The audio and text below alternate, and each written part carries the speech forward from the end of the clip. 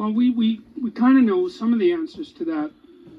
I don't want to make too grandiose a claim, but I've done some research with my graduate students on political correctness per se, because we've been interested in the personality predictors of political belief. It really does turn out that you vote your personality far more than you think, because like what you think is that you look at the world and there's a landscape of facts and you view the facts objectively and you derive your conclusions. And the thing is, it doesn't really work that way because there's just too damn many facts, right? And so you can't even really get an unbiased sample of them. What happens is that your personality works as a filtering mechanism so that certain things stand out for you more than other things. And so some things stand out more for the people on the radical left, and some things stand out for people who are liberal, and some things stand out for people who are conservative.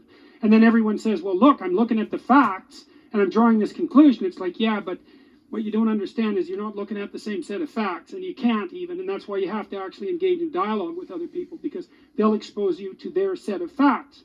I'm not saying that facts don't exist or that they're relativistic or anything like that. One of the things we found out about the politically correct types is that they're high in a trait called agreeableness. Now, you might think, really? That isn't what I would have guessed.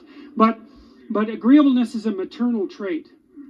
And women are higher in agreeableness than men. That's cross-cultural. And that difference really seems to start manifesting itself primarily at puberty. And so agreeableness is likely the trait that stops you from throwing your baby out the window at 3 in the morning when it's had colic for 3 hours and you haven't had any sleep and you're not in very good shape and you just got laid off. It's like it's a very, very tight bonding mechanism. And so what happens, it's primarily driven by what you might describe as compassion.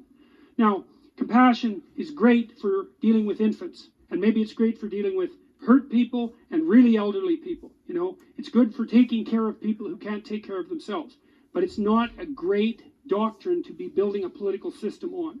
And so one of the things that happens with the more politically correct types by temperament is that they suffer from an excess of impulsive compassion.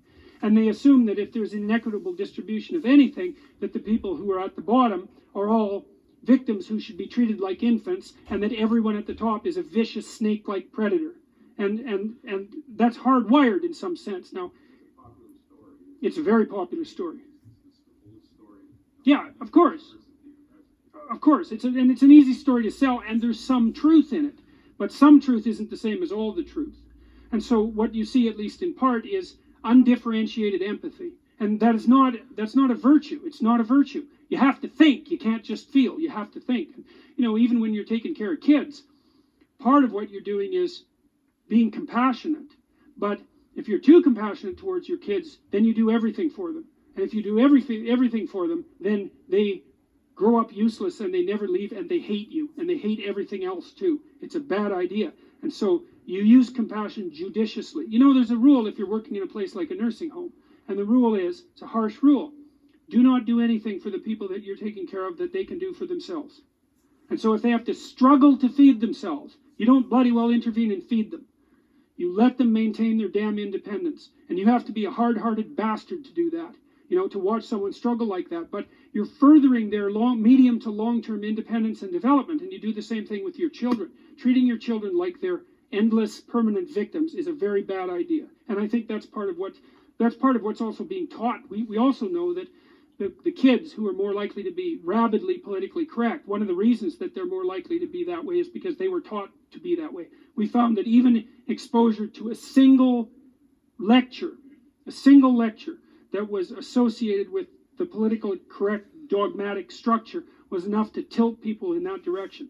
So there's a temperamental proclivity, and then there's failure of education to address that, and then there's the exacerbation and exaggeration by the people who are trying to produce, like, activists by proxy. You know, one of the most appalling things I saw, for example, at McMaster, when I went to McMaster and got, you know, yelled down by profanity shouting people who had the bloody gall to hide behind a banner that had a hammer and sickle on it, for God's sake. You know, if the Nazis would have been out there with their swastika, there would have been hell to pay, but because it was the hammer and sickle, it's like, it's okay.